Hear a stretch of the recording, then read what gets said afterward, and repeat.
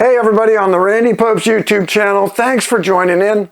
Be sure to hit the like button, subscribe, and hit the notification bell so you get everything we're doing, because we're pumping it out.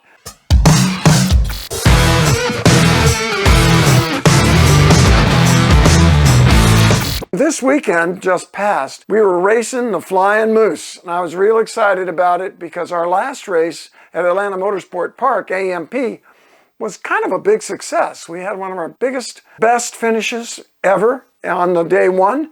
And then on day two, we had a couple things going. Well, we were dealing with brakes the whole time. If you watch the last video, you'll remember that.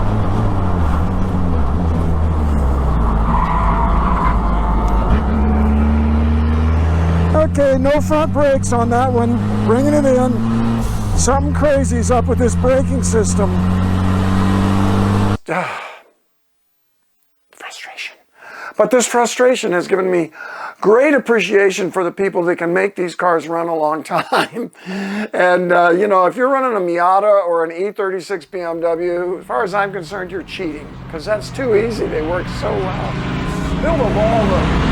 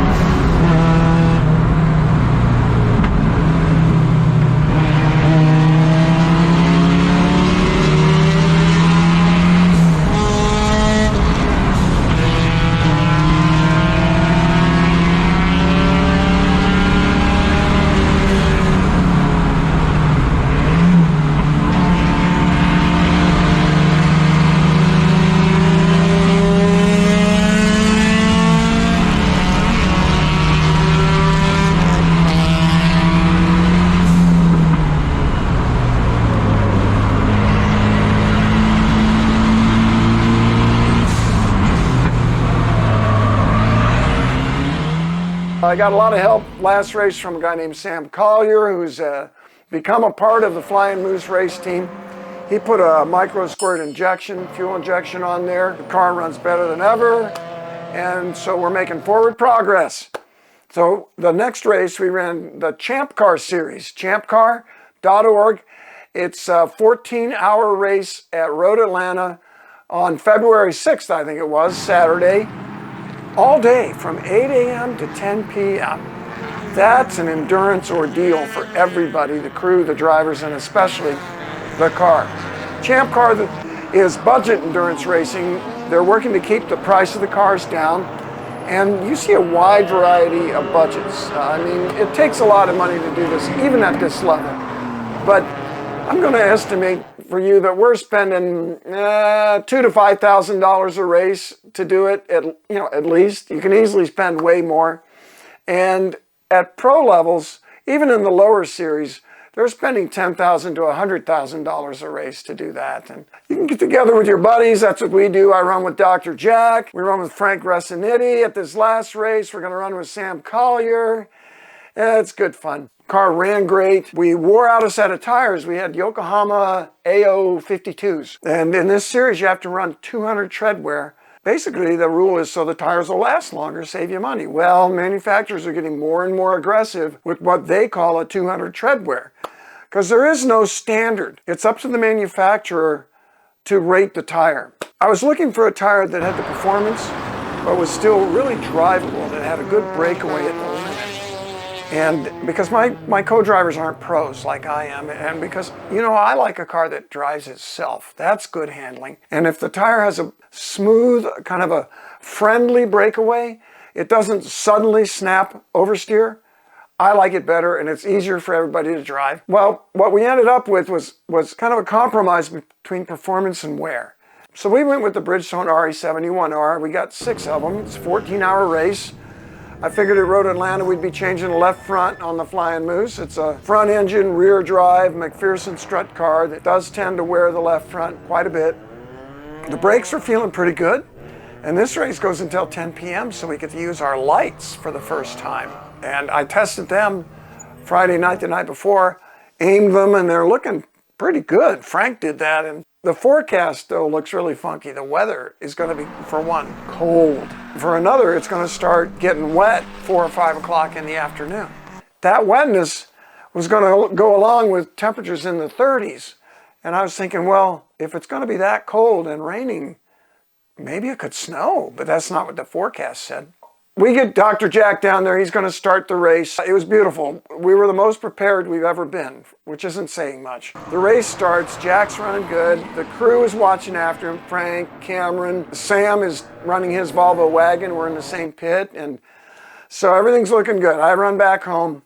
When I get back with all the stuff, they tell me what happened while I was gone was that a couple of cars crashed on the outlap. Well, it was, I don't know, 34 degrees.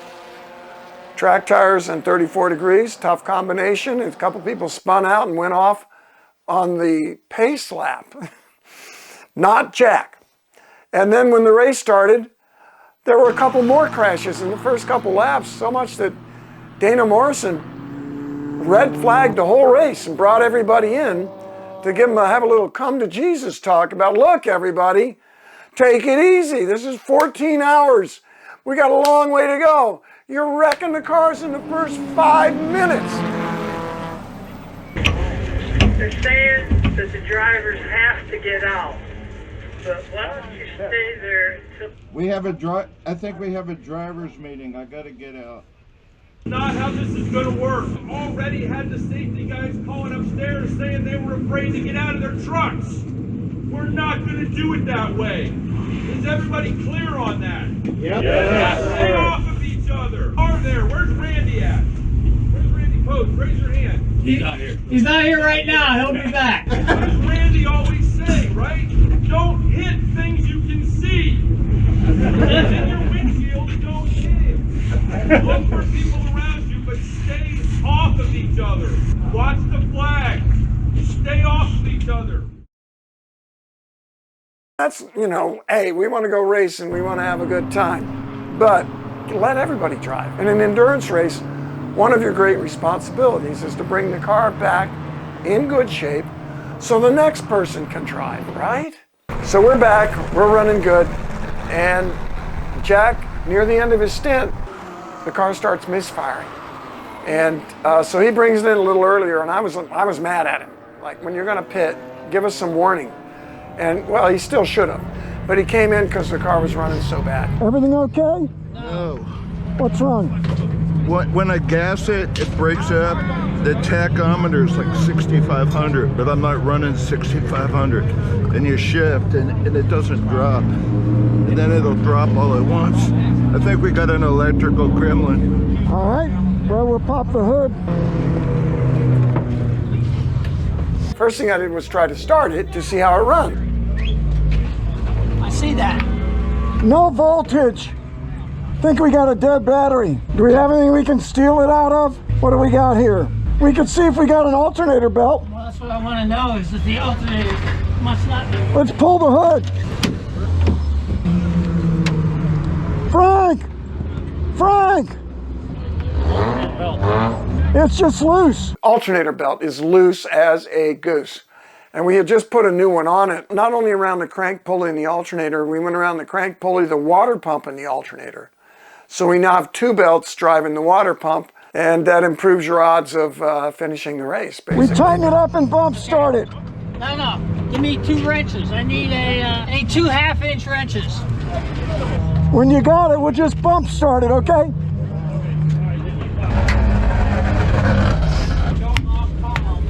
Hey, hook your comms up. Oh, thank you. We gotta stick together with these bulbers. Yeah, buddy. Okay, we had an alternator belt come loose. Frank's in there hooking it up again. We'll be right back out. It's gone yellow while we're sitting here, which is actually good. We don't lose as many laps. Here's our new yellow flag light. They're going to be required next year. We're doing a test. And this is new. We got a lap timer. And you recognize the cameras. We've had those. Hey, everybody. Y'all want to jump start it, or? Yeah. No, here. Thanks, Sam. Oh yeah, man. All right, see if it'll do anything for you. Looks good. Woo! Thank you. Thank you. Check the alternator voltage, it's not up. Yeah. The Still alternator's dead. bad. I got one in the truck. Where? In the truck. Yeah, in the truck. Rev it up real quick. Hey, You're good. it woke up.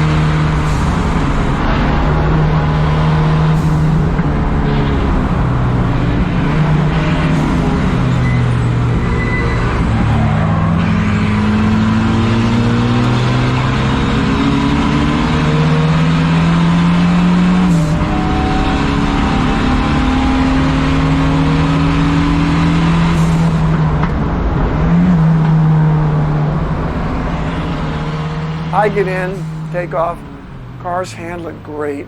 I never got past. 95 cars in this field at the Champcar Road Atlanta. I never got past. Saw a lot of the advantage in cornering. Those Bridgestones are real sticky. Boy, they were working. The brakes were working, yay. We got that sorted out. Frank's bushings cut down the play so we didn't have the knockback like we used to have. Scary. Every so often the pedal goes to the floor. You know about that? Nope, not anymore. Brakes were good. New brake booster, new master cylinder. We're back in business on the brakes. And it's stock Volvo stuff. Very impressive, frankly. Running good. Sam Collier tuning the engine. The engine's running great. We run used transmissions, but this one's holding up, working great for now. Anyway, I'm having a ball. The car is fast, and there's a tremendous variety of talent. I saw a lot of rookies this year, and I didn't ever meet them. I can just tell by looking at the car. You can get a personality. There's a kind of an energy that comes off a car, and when it's scared, or when it's timid, or when it's just driving crazy. There's all of that in a Champcar race and more, and it's fun dealing with that. It reminds me of a game of Frogger. Frogger is an old video game where you're a frog and you're trying to work your way across a crowded interstate. And you go, you wait, you hop forward, you stop, you wait, you hop forward. That's how this racing is. It's so much fun. There's a stream of knowledge and situation coming at you constantly while you're driving from behind and from in front. And I enjoy that mental game of making these constant decisions about where to place the car on the track, what gear, what speed, and trying to work smoothly through it, like a big cat working through the forest without a sound.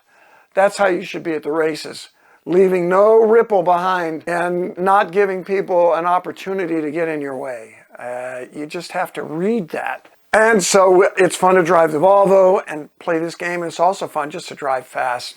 But then the shifting started feeling funny, and I decided, nah, I think that's actually the clutch. By the time I was going in, it was definitely doing its thing again. Another problem we got to figure out here that's not been solved.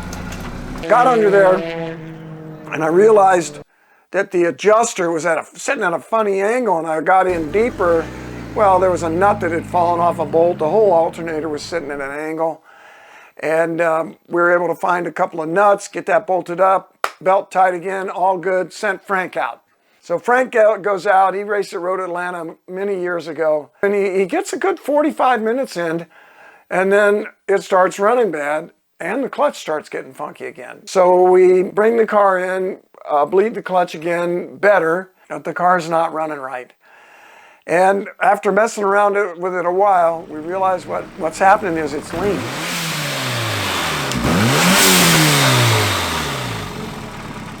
It's not getting enough fuel.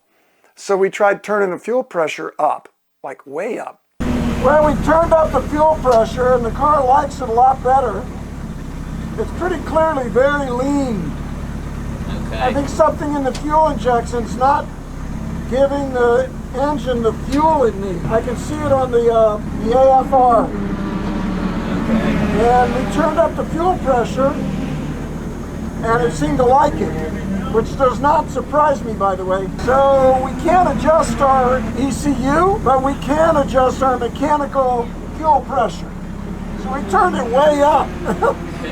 Too far, I think. Now, don't try this at home. I don't recommend it. It has 45 pounds stock. We race it at about 60, and we turned it up to 90. And I kept talking to Frank, like, is this going to be okay? You know, and I just sort of glanced down to make sure the pin was out of the fire bottle, just in case. Well, I go out and it's running great. I do a couple of laps, car's running good. So I bring it in and I was going to give it back to Frank because he didn't get to drive very much.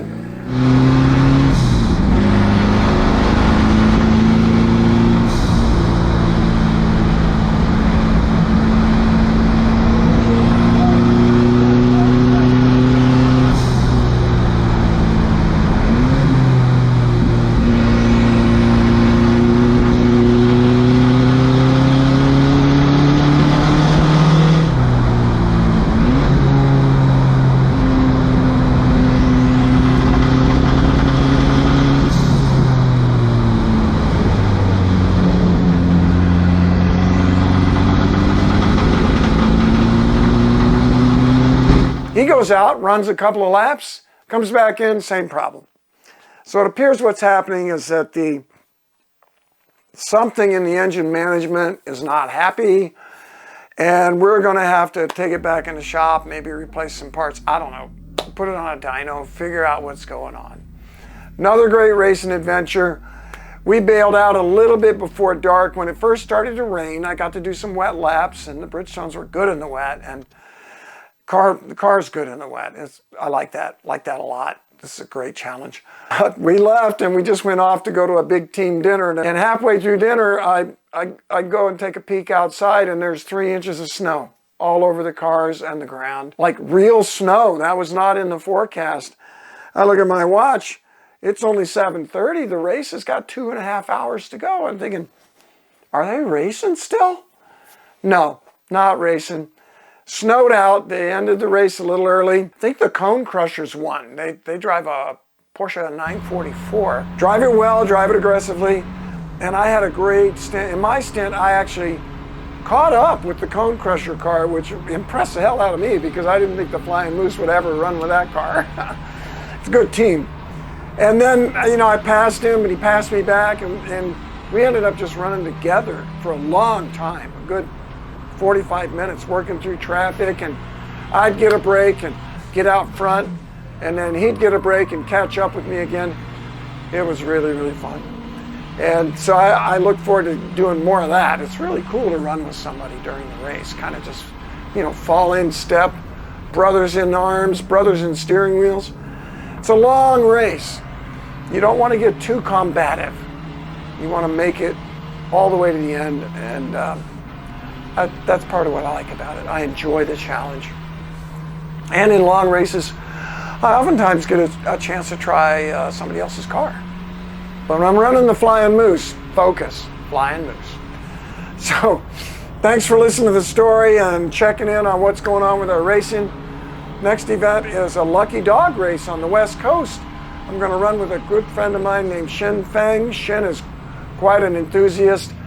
Used to race a very fast Honda Del Sol in Lemons, and And I don't know if you ever ran into Lucky Dog, but he did let me drive a Honda Accord. He gave up one of his stints for me at one of the races. Now he's built a Honda Civic. We're going to go race at Lucky Dog next weekend. We may be back for another Champcar race with the Flying Moose in, let's see, what is it, February and March at Virginia, VIR. So stay tuned. Look for what's coming up. Thanks for watching. See you next time. That was a little more than 5 minutes.